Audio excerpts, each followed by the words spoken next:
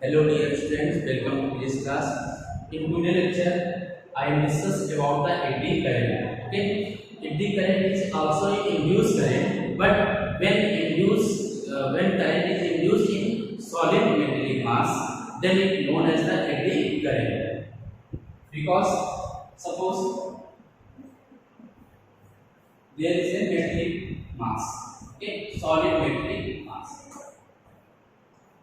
Suppose ये आपका एक मेटल क्यूब है, इस सॉलिड मेटल क्यूब है, इस मेटल क्यूब में हम क्या करते हैं, चेंजिंग मैग्नेटिक फील्ड अप्लाई करते हैं। मींस ये मैग्नेटिक फील्ड जो इसके ऊपर इंसिडेंट हो रही है, ये लगातार टाइम के साथ क्या कर रही है, वेरी कर रही है। मींस इंक्रीज भी कर सकती है और डिक्रीज भी कर सकती है। Then due to the change of magnetic field, then flux is also change, B A cos theta then B आपकी वेरी करेगी, देन आपका फ्लक्स क्या करेगा, इस मेटेलिक मास का या क्यूब का फ्लक्स क्या होगा, चेंज होगा टाइम के साथ। ओके, देन टाइम के साथ चेंज होने पे इसके अंदर क्या होगा, इलेक्ट्रोमैग्नेटिक इंडक्शन। सो इलेक्ट्रोमैग्नेटिक इंडक्शन की वजह से यहाँ पे क्या होगी, इंड्यूस ईएमएफ प्रोड्यूस होगी, और ये बिकॉज आपका मेटेलिक है तो सो इसके अंदर क्या होगा, करंट सेटअप हो जाएगी। ठीक है, इंड्यूस करंट इस तरीके से यहाँ पे ऐसे सर्कुलेट करना स्टार्ट करती है। ओके, तो ये यहाँ पे करंट जो भी सर्कुलेट करेंगे, सो आप यहाँ पे ये कह सकते हो कि करंट जो किस फॉर्म में है, इस तरीके से व्हर्लपूल के फॉर्म में।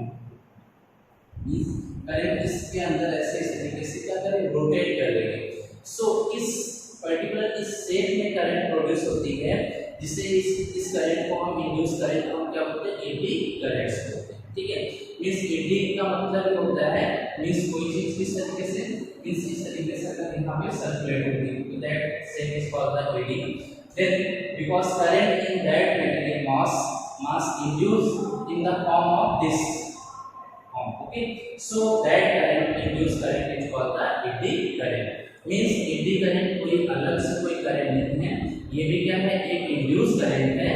कहाँ पे, किसी भी सॉलिड मेटेलिक मास में। ठीक है, कोई भी सॉलिड हो आपका मेटेलिक मास हो, इसलिए आपका क्यूब जो मेटल का क्यूब है ये हॉलो ना होकर क्या सॉलिड हो। ठीक है, ऐसा ये क्यूब है। देन अब इसमें हम प्लस इसका किसी तरीके से चेंज करेंगे, मींस इसका एरिया चेंज करके या मैग्नेटिक फील्ड को चेंज करके या एंगल को चेंज करके। सारे केसेस में क्या होगा कि यहाँ पे इसके अंदर का फ्लक्स चेंज हो जाएगी, जिसकी वजह से फ्लक्स चेंज इलेक्ट्रोमैग्नेटिक इंडक्शन की वजह से इंड्यूस ईएमएफ डेवलप होगा।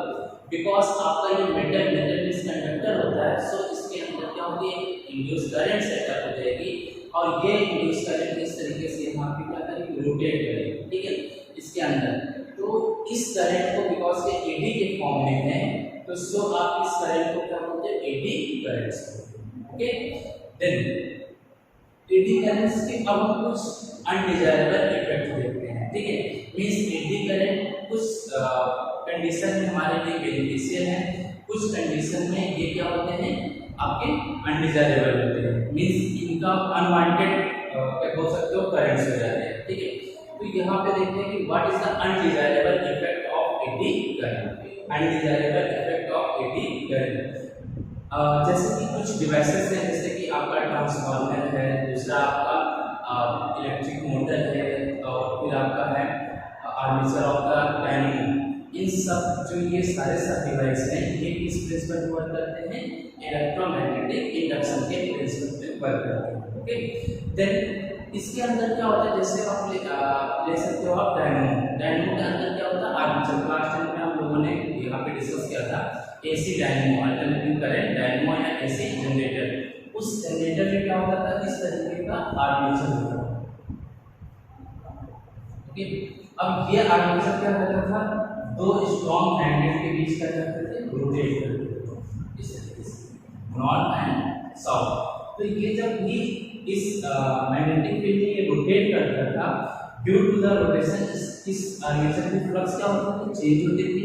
इस फ्लक्स के चेंज होने की वजह से यहाँ पे क्या होता है, electromagnetic induction, so induce current produce that current is also known as the alternative current. Okay, AC current इसको हम बोलते थे। बट यहाँ पे जब ये रोटेट करेंगे आर्मेचर, तो आर्मेचर क्या होता है, मेटलिक आर्मेचर होता है, मेटल का बना होता है। तो देन इस आर्मेचर का भी क्या हो रहा, इसमें इलेक्ट्रोमैग्नेटिक इंडक्शन हो रहा। इस इलेक्ट्रोमैग्नेटिक इंडक्शन की वजह से क्या होता है, इसके अंदर जो है करंट, इंड्यूस करंट सेटअप हो जाती है। अब ये इंड्यूस करंट किसी भी मेटल के अंदर जब ये सेटअप होती है तो क्या करेगी, उसमें सर्कुलेट करेगी कंटिन्यू, और उसके सर्कुलेट होने की वजह से क्या होता है, हीटिंग इफेक्ट प्रोड्यूस करता है। मींस इलेक्ट्रिकल एनर्जी को किस फॉर्म में ये वेस्ट करता है, हीट के फॉर्म में। मींस इस कॉइल को जब ये रोटेट करते हैं तो एक आपका एसी करंट तो यहाँ प्रोड्यूस हो रही है इलेक्ट्रोमैग्नेटिक इंडक्शन की वजह से, बट इसके आर्मेचर का जो मटेरियल है सॉलिड मेटेलिक मटेरियल होता है। इस मेटेलिक मटेरियल के अंदर क्या होता था, वहां भी इलेक्ट्रोमैग्नेटिक इंडक्शन, जिसकी वजह से इसके अंदर क्या होता था, इस तरीके से आपका एडी करंट सेटअप हो जाता है। और ये एडी करंट की वजह से क्या, ये जो एडी करंट सेटअप हो रही है ये इसके अंदर हीट प्रोड्यूस करता था, और इस हीट की वजह से क्या होता था, जो हमारे जनरेटेड या कह सकते हो वो कॉइल्स होते थे, इसको ये डिस्ट्रॉय करता है। ठीक है, इसीलिए कोई भी इलेक्ट्रॉनिक डिवाइस होती है due to the eddy current ही उसमें क्या होता है, हीट प्रोड्यूस। पहला तो रीजन होता है किसी भी इलेक्ट्रॉनिक डिवाइस की हीट प्रोड्यूस होने का, resistance of the conductor. Means कोई भी आपका इलेक्ट्रिकल कंपोनेंट है, इलेक्ट्रिकल डिवाइस है, उसके अंदर क्या होता है, कनेक्टिंग वायर होगी। अब ये कनेक्टिंग वायर जो है या कंडक्टिंग वायर जो भी आप यूज करते हो वहाँ पे, उसके अंदर कुछ ना कुछ रेजिस्टेंस, उस रेजिस्टेंस वजह से वहाँ से करंट पास करके हीट प्रोड्यूस करता है। और दूसरा एक रीजन हीट प्रोड्यूस करने का due to the eddy current. Then eddy current की वजह से भी क्या होता है, यहाँ पे हीट प्रोड्यूस होती है, that is known as the undesirable effect of eddy current. Means हमें यहाँ पे इस एडी करंट का कोई यूज नहीं, बट यहाँ पे ये प्रोड्यूस होती है, क्या करते हैं, हीट के फॉर्म में इलेक्ट्रिक एनर्जी को वेस्ट करते हैं। ठीक है, then that is known as the undesirable effect of eddy current. So इस तरीके से आर्मेचर आपका कहाँ लगा होता है, आपके डायनेमो में लगा होता है, आपके इलेक्ट्रिक मोटर में भी आर्मेचर लगा होता है, वहाँ भी एडी करंट प्रोड्यूस होती है। एंड नेक्स्ट है ट्रांसफार्मर भी आप कभी भी आप ट्रांसफार्मर देखोगे नॉर्मल सर्किट में जो यूज होते हैं, जैसे इन्वर्टर में यूज होता है, स्टेबलाइजर में यूज होता है ये ट्रांसफार्मर। तो ये सारे ट्रांसफार्मर के अंदर आप देखोगे कि वहाँ पे ये भी जो ट्रांसफार्मर होता है इलेक्ट्रोमैग्नेटिक इंडक्शन के ही प्रिंसिपल पे वर्क करता है। ओके, देन यहाँ पे भी इसके जो आपका कोर होता है, ट्रांसफार्मर का कोर होता है, इस तरीके से यहाँ पे कोर होता है।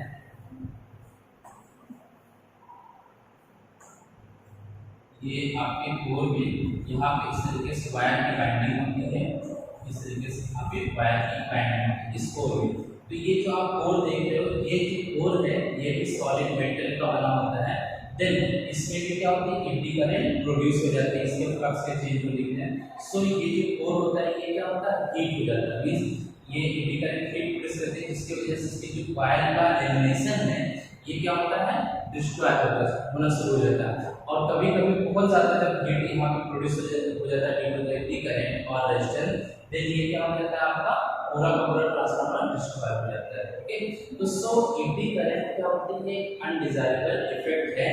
जैसे हम लोगों ने मैकेनिक्स में फ्रिक्शन पढ़ा हुआ है, फ्रिक्शन क्या होता है कि कुछ कंडीशन में हमारे लिए हेल्पफुल होती है, बट कुछ कंडीशन में क्या होती है, हार्मफुल होती है। बट वहाँ पे क्या होता है कि जैसे हम फ्रिक्शन को एकदम से जीरो नहीं कर सकते, जहाँ पे हमें फ्रिक्शन की रिक्वायरमेंट नहीं होती वहाँ पे हम लुब्रिकेशन करके या किसी और तरीके से आयरन करके क्या करते हैं, फ्रिक्शन को कम करते हैं। ठीक है, देन फ्रिक्शन की हमारे एक्सटर्नल फोर्स को क्या करती है, या एनर्जी जो उसके सिस्टम पे लगाते हैं उसको क्या करती है, वेस्ट करती है in the form of heat. उसी तरीके से एडी करंट में क्या होती है कि हमारे जो भी इलेक्ट्रिक एनर्जी है उसको वेस्ट करती है in the form of heat. Okay, then एकदम से तो हमें जहाँ पे या आप कह सकते हो कि एडी करंट की रिक्वायरमेंट होती है वहाँ पे एडी करंट को हम इंक्रीज करते हैं, एंड जहाँ पे हमें इसकी रिक्वायरमेंट नहीं होती वहाँ पे इसको हम मिनिमाइज करते हैं, मींस डिक्रीज करते हैं। ठीक है, देन अब हम यहाँ पे डिस्कस करने वाले हैं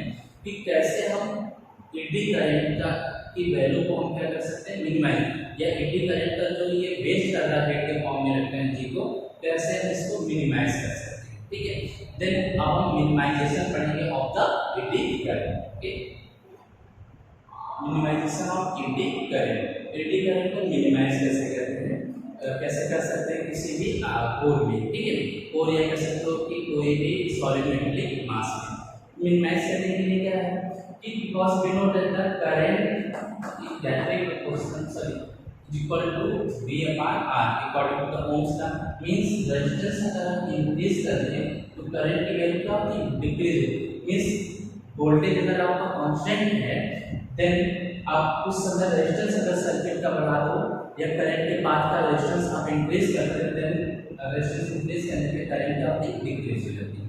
सो इसी कॉन्सेप्ट का यूज करके हम एडी करंट को मिनिमाइज करते हैं। Okay, so first of all suppose there is a cube means metallic solid cube mass, ठीक है। then अब सपोज दैट इसमें किसी की वजह से फ्लक्स चेंज, इस फ्लक्स चेंज होने की वजह से क्या होगा, इसके अंदर एडी करंट प्रोड्यूस होगी। अब ये पूरा अगर एक सिंगल ब्लॉक होगा मींस एक कंबाइंड ब्लॉक होगा तो यहाँ पे करंट का पाथ होगा क्या होगा, बहुत छोटा होगा, इस तरीके से करंट इसमें इस तरीके से सर्कुलेट करेंगे। ओके, लेकिन हम क्या करें, इसको हम स्लाइसेस में ब्रेक कर दें, मींस कि स्लाइसेस में इसको हम ब्रेक कर दें।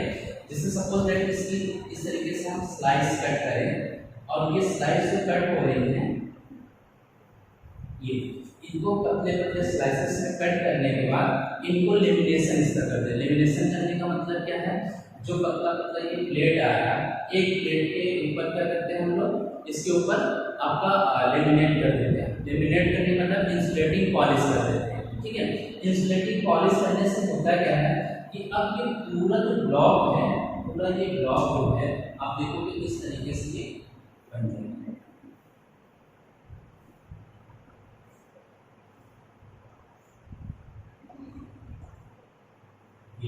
अब पूरे ब्लॉक को हमने इस तरीके से स्लाइस से ब्रेक कर दिया।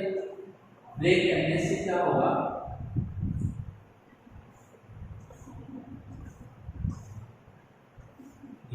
ब्रेक होने से अब ये जो करंट यहाँ एडी करंट यहाँ पे प्रोड्यूस हो रही थी, लेमिनेशन की वजह से एक स्लाइस से या एक प्लेट से दूसरे प्लेट के बीच लेमिनेशन मींस इंसुलेटिंग पॉलिश हो गया, जिसकी वजह से बहुत ही हाई रेजिस्टेंस ऑफर करना स्टार्ट कर देगा।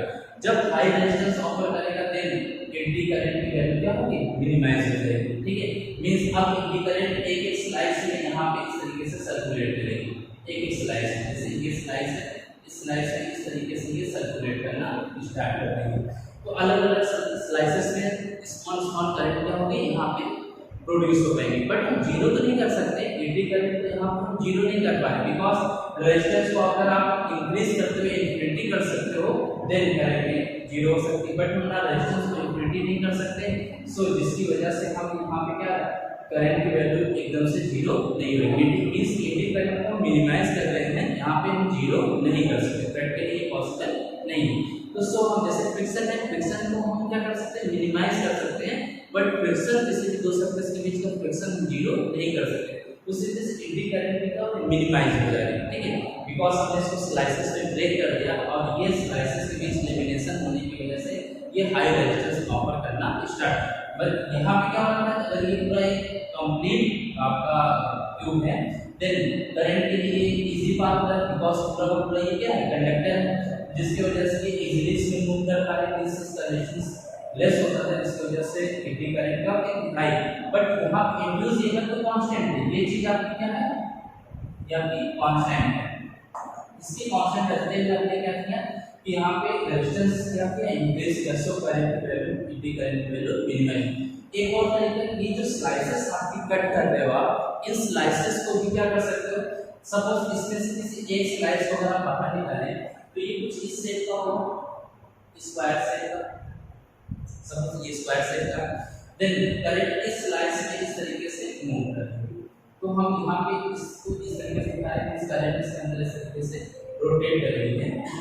देन अब हम क्या कर सकते हैं, इसमें स्लॉट्स बनाते हैं, ठीक है। तो मतलब जो स्लाइस है उस एक स्लाइस का भी हम क्या कर सकते हैं, पाथ का रेजिस्टेंस बढ़ा सकते हैं। कैसे, इसलिए स्लाइसेस बनाते हैं, स्लाइसेस कैसे सॉरी स्लॉट्स बनाते हैं, ठीक है। तो यहाँ पे स्लॉट कैसे बनाएंगे, स्लॉट के लिए आप क्या करोगे, ये प्लेट है, इस प्लेट में ऐसे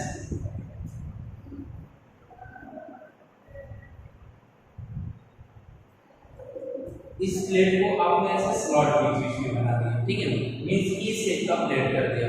तो देन अब यहाँ की करंट जो भी एडी करंट यहाँ प्रोड्यूस होगी तो इसका पाथ जो होगा क्या लॉन्ग होगा, इस तरीके से बिकॉज ये करंट हमेशा कहाँ होती है सरफेस पे। देन ये अब क्या करेंगे, इसका जो पाथ होगा करंट की पाथ जो होगी ये क्या होगी आपकी बड़ी होगी। करंट का पाथ जब बड़ा होगा देन रेजिस्टेंस की स्पीड इंक्रीज कर जाएगी, जिसकी वजह से एडी करंट की वैल्यू क्या होगी मिनिमाइज होगी। तो सो हम यहाँ पे और आप बोल सकते हैं कि the eddy currents can be reduced by using laminated core with slot. Means कोई भी एक सिंगल ब्लॉक ना बना के हम क्या करें, इसको लैमिनेटेड कोर का यूज करें।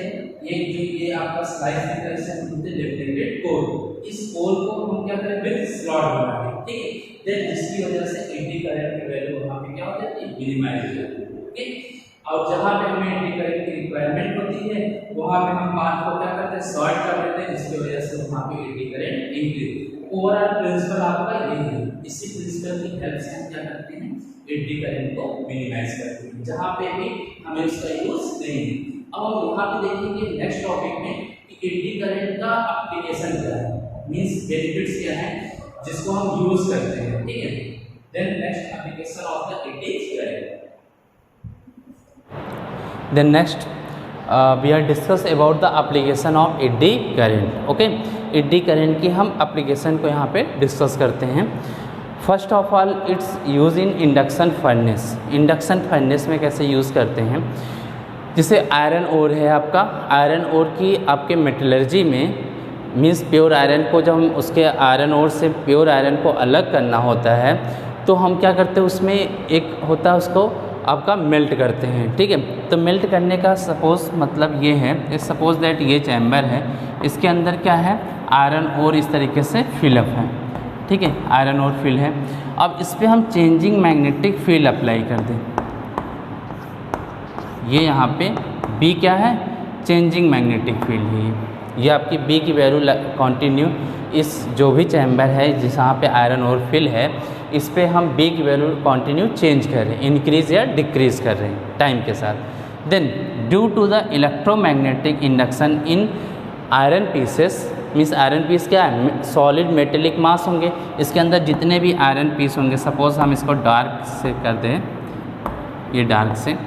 अब इस पूरे आयरन ओर में जहाँ जहाँ भी आप कहोगे मेटेलिक आयरन पीस होंगे तो ये आयरन पीस क्या होंगे चेंजिंग मैग्नेटिक फील्ड की वजह से इनके फ्लक्स क्या होंगे चेंज होंगे, और इनका जैसे ही फ्लक्स चेंज होगा देन इनके अंदर एडी करंट प्रोड्यूस हो जाएगी, बिकॉज ये सॉलिड मेटेलिक मासेस हैं। देन जैसे ही एडी करंट प्रोड्यूस होगी देन एडी करंट क्या होगी बहुत ही ज़्यादा टाइम तक जब एडी करंट होगी तो एडी करंट क्या प्रोड्यूस करती है हीट प्रोड्यूस करती है। तो हीट प्रोड्यूस करने की वजह से क्या होगा ये जो मेटल होंगे यहाँ पे प्योर मेटल के पीसेस होंगे ये क्या होंगे मेल्ट कर जाएंगे, और मेल्ट करने के बाद ये और सारे इम्प्योरिटी से क्या होंगे अलग हो जाते हैं, ठीक है।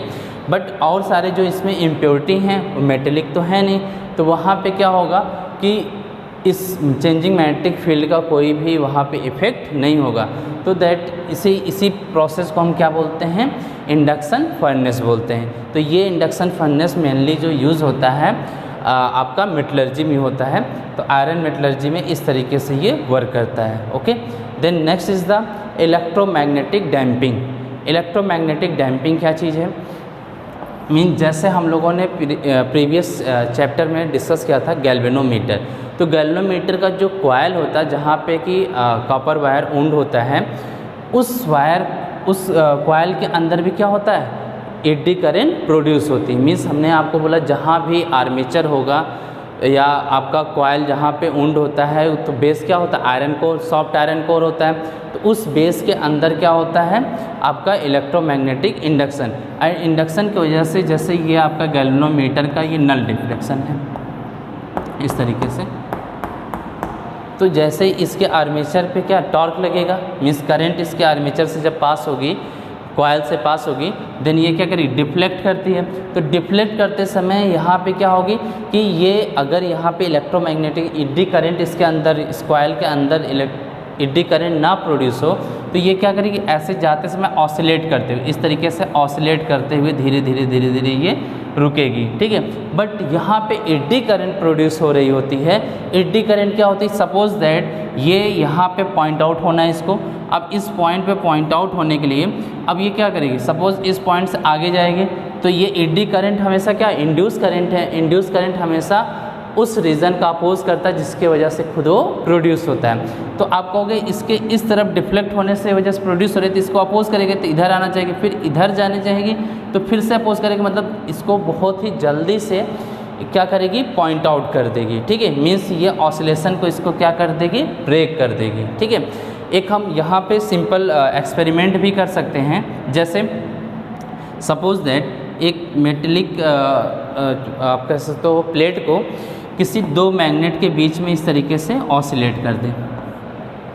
इस मेटेलिक प्लेट को इस तरीके से ऑसिलेट कर दें, तो जैसे ये ऑसिलेट करेगी, यहाँ पे ऑसिलेट कर रही है मेटेलिक प्लेट, तो इस मेटेलिक प्लेट क्या होगी, बार बार मैग्नेटिक फील्ड लाइन, ये नॉर्थ पोल है, ये क्या है साउथ, तो ये मैग्नेटिक फील्ड लाइंस है। उस फील्ड लाइन को ये बार बार, जैसे सपोज दैट यहाँ दो मैग्नेट हैं, इस मैग्नेट के बीच में इस तरीके से हम क्या करें, एक आपका मेटेलिक प्लेट को ऑसिलेट कर दें, ठीक है। तो ऑसिलेट करेंगे तो हम देखेंगे जब उसको विदाउट मैग्नेट ऑसिलेट किया है तो ज़्यादा टाइम तक ऑसिलेट करती रहेगी, लेकिन जब हम मेटेलिक इनके पोल के बीच इसको ऑसिलेट करते हैं तो उस केस में इसके अंदर क्या होगी, एडी करंट प्रोड्यूस होना शुरू हो जाएगी, बिकॉज ये मेटेलिक सॉलिड मेटेलिक प्लेट है। देन ये मेटेलिक प्लेट के अंदर जो इंड्यूस करंट होगी, मीन्स एडी करंट होगी, इस मैनर में प्रोड्यूस होगी कि अपने उस रीजन का अपोज करेगी। मीन्स अभी ये सपोज दैट इस साइड में जा रही है, ठीक है, तो ये इस साइड में जाने की वजह से क्या हो रहा है, इसको अपोज करेगी, इस तरफ अट्रैक्ट करेगी, या जब वापस आके इधर जाएगी तो क्या करेगी, इस तरफ अपोज करेगी, तो बहुत जल्दी से उसको आप देखोगे ऑसिलेशन को ब्रेक कर देगा, ठीक है। उसका रीज़न वही सेम यहाँ भी होता है। गैल्वेनोमीटर में जब ये पॉइंटर होता है आपका रोटेट करता है तो वहाँ पे एडी करंट उसको क्या करती है, ऑसिलेट नहीं होने देती है, बल्कि क्या करती है, किसी एक पर्टिकुलर पॉइंट पे बहुत जल्दी से पॉइंट आउट कर देती है, ठीक है। अगर ये एडी करंट यहाँ ना हो तो क्या होगा, ये लगातार ऐसे इस तरीके से यहाँ पे अगर सपोज इसको पॉइंट आउट होना तो ये यहाँ पे जाके इस तरीके से धीरे धीरे ऑसिलेट करते करते करते बहुत काफ़ी टाइम बाद यहाँ पे आके इस तरीके से रेस्ट पोजीशन पे ये रुकेगी, ठीक है। तो इसकी वजह से क्या होता है, इलेक्ट्रोमैग्नेटिक इंडक्शन एडी करंट की वजह से क्या हो रहा है, इलेक्ट्रोमैग्नेटिक डैम्पिंग हो पाता है, ठीक है, जिसकी वजह से हम गैल्वेनोमीटर में एग्जैक्ट रीडिंग बहुत जल्दी से देख पा रहे होते हैं। Okay, then next is the electric brake. अब हम यहाँ पे डिस्कस करते हैं इलेक्ट्रिक ब्रेक क्या होती है। देखिए इलेक्ट्रिक ब्रेक, जैसे हम लोगों ने अभी नॉर्मली ब्रेक जो जानते हैं, मैकेनिकल ब्रेक जानते हैं, जैसे हमारे साइकिल वगैरह में जो ब्रेक लगा होता है वो क्या होता है, वायर के थ्रू खींचता है। वायर जब हम ब्रेक अप्लाई करते हैं तो वायर खींचता है, जिसके वजह से उस पर क्या होते हैं, ब्रेक शू होते हैं जो आपके व्हील पे जाके चिपक जाते हैं, जिसकी वजह से व्हील का चलना रुक जाता है। उसी तरीके से फिर आपने नेक्स्ट आपने क्लास 11 में डिस्कस किया होता है हाइड्रोलिक ब्रेक, ठीक है। हाइड्रोलिक ब्रेक में क्या होता था, पास्कल लॉ पे बेस्ड होता था, उसमें हम प्रेशर अप्लाई करते थे जो आपका ब्रेक ऑयल होता था, देन उसकी वजह से आपका ब्रेक शू क्या होता था, व्हील पे जाके चिपक जाता था। लेकिन अब हम यहाँ पे डिस्कस करने वाले इलेक्ट्रिक ब्रेक क्या होते हैं, किस तरीके से वर्क करता है। सपोज ये आपका व्हील है, कोई भी आपका व्हीकल है तो उसमें क्या लगा होता है, व्हील लगा होता है। इस व्हील के दोनों साइड में हम क्या करते हैं, इलेक्ट्रोमैग्नेट लगा देते हैं। सपोज यहाँ पे एक इलेक्ट्रोमैग्नेट लगा हुआ, दूसरा इलेक्ट्रोमैग्नेट यहाँ पे लगा हुआ है, ये इसका सेंटर है। अब ये इलेक्ट्रोमैग्नेट क्या होता है, जैसे हमें इस व्हील को, सपोज व्हील जो है इस तरीके से रोटेट कर रही है, ये ऐसे ये व्हील क्या कर रही है, रोटेट कर रही है। देन व्हील अब रोटेट करते समय जैसे हम इसको ब्रेक लगाना होगा तो इन इलेक्ट्रोमैग्नेट में हम क्या करेंगे, करंट फ्लो कर देंगे, और ये करंट इस तरीके से इलेक्ट्रोमैग्नेट मैनेज होंगे कि ये आपका नॉर्थ पोल हो और दूसरा एक क्या हो, साउथ पोल, एक दूसरे के अपोजिट हो। तो आपका ये व्हील जो होगी बार बार, अब ये मैग्नेटिक फील्ड यहाँ पे डेवलप कर दिया इसने, इस मैग्नेटिक फील्ड लाइन को ये व्हील क्या करेगी, लगातार क्रॉस करेगी, और जैसे मैग्नेटिक फील्ड लाइन को ये क्रॉस करेगी तो इसके अंदर क्या होगा, एडी करंट प्रोड्यूस हो जाएगी, मीन्स या इंड्यूस ईएमएफ प्रोड्यूस हो जाएगी due to the electromagnetic induction. So अब ये इलेक्ट्रोमैग्नेटिक इंडक्शन की वजह से जो इंड्यूस ईएमएफ है इस मैनर में, या इलेक्ट्रिक करंट जो प्रोड्यूस हो रही है इंड्यूस करंट इस मैनर में प्रोड्यूस होगी ताकि इसके उस कॉज का क्या करे, अपोज करे। मीन्स अभी ये क्या कर रही है, एंटी क्लॉकवाइज चल रही है, तो अब ये क्या चाहेगी, उसको क्लॉकवाइज चलाना चाहेगी, तो जिसकी वजह से अब क्या करेगी, इसको रोक देगी। मीन्स इसके रोटेशन का क्या करेगी, ये अपोज करना स्टार्ट करेगी, जो कि इसके अंदर एडी करंट प्रोड्यूस हो रहे हैं उसके रोटेशन का क्या करेगी, अपोज, जिसके वजह से आपका व्हील क्या होगा, रुक जाएगा। ठीक है, तो इस तरीके से इलेक्ट्रिक ब्रेक जो है वर्क करता है। Okay, then next application is the speedometer. Speedometer भी एकदम सेम तरीके से वर्क करता है, बट होता क्या है कि जैसे हमारे जितने भी व्हीकल हैं उसके व्हीकल के आप देखोगे फ्रंट में आपका क्या लगा होता है, स्पीडोमीटर, ऑडोमीटर, इस तरीके से अलग अलग मीटर्स लगे होते हैं। ठीक है, तो स्पीडोमीटर क्या होती है, हर इंस्टेंट पे आपकी स्पीड को रिप्रेजेंट करती है। ओके, देन इस केस में भी क्या होता है, यहाँ पे व्हील के अंदर आपका व्हील के एक्सिस पे ही एक छोटा सा ड्रम लगा होता है। इस ड्रम के अंदर क्या होता है, एल्युमिनियम डिस्क लगी होती है। ठीक है, ये एल्युमिनियम डिस्क क्या होती है, मैग्नेट लगा होता है। इस मैग्नेट के पास क्या होता है, एल्युमिनियम डिस्क लगी होती है। जब ये आपका व्हील रोटेट करता है तो उसमें क्या होती है, उस एल्युमिनियम डिस्क में मैग्नेट की वजह से क्या प्रोड्यूस होती है, आपकी एडी करंट्स, और ये एडी करंट किससे कनेक्ट होता है, आपके स्पीडोमीटर से। ठीक है, तो स्पीडोमीटर में आपका जो पॉइंटर लगा होता है इस तरीके से, तो पॉइंटर इस तरीके से आपका रोटेट करना स्टार्ट कर देता है। ठीक है, तो ये जितनी ज़्यादा आप तेज़ी से रोटेट करोगे व्हील, मीन्स जितनी तेज़ी से आप जाओगे तो उतना ज़्यादा क्या होगी, एडी करंट प्रोड्यूस होगी, मीन्स फ्लक्स उतने तेज़ी से चेंज होगी। तो उस फ्लक्स के चेंज होने की वजह से एडी करंट भी ज़्यादा होगी। तो उसी एडी करंट को ये मेज़र करता है जिसे हम स्पीड के फॉर्म में देखते हैं। ठीक है, मीन्स जितनी ज़्यादा एडी करंट प्रोड्यूस होगी तो हम यहाँ पे स्केलिंग इसकी सेट करते हैं, स्केलिंग सेट होती है जिसकी वजह से हमें यहाँ पे स्पीडोमीटर क्या करता है, ये डिफ्लेक्ट करता है और हम स्पीड को डिटरमाइन कर पाते हैं। हर एक इंस्टेंट पे आपकी स्पीड को ये रिप्रेजेंट करता रहता है। ओके, देन नेक्स्ट है आपका इंडक्शन मोटर। इंडक्शन मोटर में भी यही सेम प्रिंसिपल होता है। आपके यहाँ पे एक कॉइल होती है, मैग्नेटिक कॉइल होती है। इस मैग्नेटिक कॉइल के बीच में एक रोटर लगा होता है। ओके, सपोज़ ये मैग्नेटिक कॉइल है आपकी और इसके बीच में क्या होता है, रोटर लगा होता है। देन इस मैग्नेटिक कॉइल को हम सपोज़ दैट इस डायरेक्शन में अगर रोटेट कर रहे हैं तो इसके अंदर जो रोटर होता है, रोटर के अंदर क्या होगा, इंड्यूस ईएमएफ प्रोड्यूस होती है। Induce EMF means eddy currents हो जाती है उसकी वजह से, और ये एडी करंट इस मैनर में प्रोड्यूस होती है कि ताकि उस मैग्नेटिक फील्ड का क्या करे, अपोज। तो अपोज करने का मतलब जस्ट इसके अपोजिट ओरिएंटेशन में ये रोटर क्या करता है, आपका रोटेट करना स्टार्ट कर देता है। ठीक है, तो that is the inductive motor. मतलब ये सारे जो आप एप्लीकेशन देख रहे हो बहुत ज़्यादा डिटेल में इनका आपके सिलेबस में नहीं है, बस यहाँ पे इनका इंट्रोडक्शन है, मींस कि एडी करंट का आप यूज़ कहाँ कहाँ करते हो। ठीक है, उसके बाद next is the electromagnetic shielding. अब जैसे कि हम लोगों ने प्रीवियस फर्स्ट चैप्टर में हमने पढ़ा था इलेक्ट्रोस्टैटिक शील्डिंग, उसी तरीके से इस चैप्टर में हम पढ़ेंगे इलेक्ट्रोमैग्नेटिक शील्डिंग। अब देखते हैं इलेक्ट्रोमैग्नेटिक शील्डिंग को डिस्कस करते हैं। इलेक्ट्रोस्टैटिक शील्डिंग को यहाँ डिस्कस करते हैं और यहाँ पे हम इलेक्ट्रोमैग्नेटिक शील्डिंग को डिस्कस करते हैं।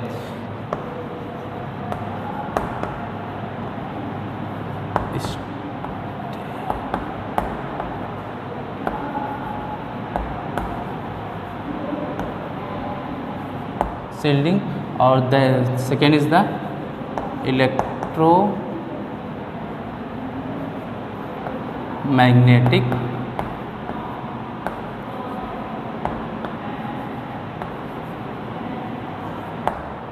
शील्डिंग। ओके, इलेक्ट्रोस्टैट में हम लोगों ने डिस्कस किया था इलेक्ट्रोस्टैटिक शील्डिंग और इलेक्ट्रोमैग्नेटिक। यहाँ पे हम मैग्नेटिज्म में या ये कह सकते हो यहाँ पे इलेक्ट्रोमैग्नेटिक इंडक्शन में हम डिस्कस करेंगे इलेक्ट्रोमैग्नेटिक शील्डिंग। दोनों में क्या डिफरेंस है, कॉमनली क्या है। इलेक्ट्रोस्टैटिक शील्डिंग होने का मतलब ये है, सपोज दैट हम कोई ये किसी भी शेप का क्या करते हैं, ये मेटल प्लेट ले लेते हैं या मेटल कह सकते हो कि कोई 3D क्लोज शेप ले सकते हैं। देन इसके अंदर हम छोटा सा एक कैविटी बना देते हैं, ठीक है, ये कैविटी है। देन बाहर से सपोज दैट यहाँ से कोई इलेक्ट्रिक फील्ड लाइंस आ रही हैं इस पर। अब ये इलेक्ट्रिक फील्ड लाइन जैसे इस पर इंसिडेंट होंगी, देन यहाँ पे निगेटिव चार्ज इंड्यूस हो जाएगा और उसकी वजह से इसके इस सरफेस पे क्या हो जाएगा, पॉजिटिव चार्ज। तो आप देख सकते हो कि यहाँ पे एक नेट इलेक्ट्रिक फील्ड इसके जस्ट अपोजिट डेवलप हो गई, ये opposite electric field E internal हो गई है और ई एक्सटर्नल, जो कि एक दूसरे को क्या करती हैं, कैंसिल कर देती हैं। सिर्फ कंडक्टर, ये जो आप कह सकते हो 3D क्लोज सरफेस होगा, ये किसका होगा, कंडक्टिंग ऑब्जेक्ट का, कंडक्टिंग मटेरियल का होगा और इसके अंदर क्या होगी, छोटी सी कैविटी। तो इस कैविटी के अंदर क्या होगा कि आप देख सकते हो कि बाहर की एक्सटर्नल इलेक्ट्रिक फील्ड का कोई इफेक्ट नहीं हो रहा है। तो इसका मतलब इसके अंदर कोई भी ऑब्जेक्ट होगा तो उस पर एक्सटर्नल इलेक्ट्रिक फील्ड का कोई इफेक्ट नहीं आएगा। तो दैट मीन्स इसके अंदर यहाँ पे ये जो रीज़न है ये क्या है, ये एक तरीके से एक्सटर्नल इलेक्ट्रिक फील्ड से क्या हो गया, सील्ड हो गया, मीन्स उससे क्या हो गया, बच गया, ये उस एक्सटर्नल फील्ड का इस कैविटी के अंदर कोई भी इफेक्ट नहीं होगा, ठीक है।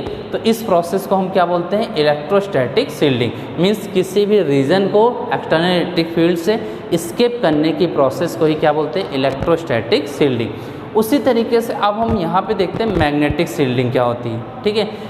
आपका नेक्स्ट इज है इलेक्ट्रोमैग्नेटिक सील्डिंग। मीन्स यहाँ पे भी मीनिंग वही है, मीन्स किसी भी रीजन को हम किसी एक्सटर्नल मैग्नेटिक फील्ड से अगर स्किप करते हैं तो वहाँ पे उस रीजन को स्किप करने के प्रोसेस को क्या बोलते हैं हम लोग, इलेक्ट्रोमैग्नेटिक सील्डिंग बोलते हैं। कैसे हो सकती है, सपोज दैट ये कोई मेटल प्लेट है,